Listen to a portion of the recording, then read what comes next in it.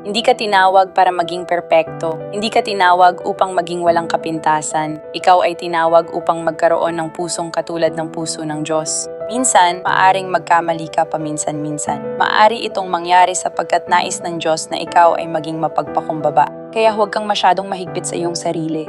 Huwag mong saktan ang iyong sarili sa isipan kung ikaw ay nagkamali. Kung ikaw ay nadapa minsan o kahit 7 ulit, hindi iyon isang malaking bagay. Sapagkat madalas, ang pagkakamaling nagagawa ninyo ay hindi bunga ng masamang layunin, kundi tunay na pagkakamali lamang. Kaya huwag mong hayaang pagsinungalingan ka ng dyablo. Tayo ay lumalago, hindi tayo perpekto. Tayo ay sinusubok, ngunit ayos lamang kung hindi mo agad mapasa ang pagsubok. Ibinibigay ito muli ng Diyos, pinalalakas ka niya, at ibinibigay niya ang lahat ng kailangan mo upang mapagtagumpayan ito sa susunod. Hindi ka niya itinataboy dahil lamang sa kabiguan sa isang pagsubok.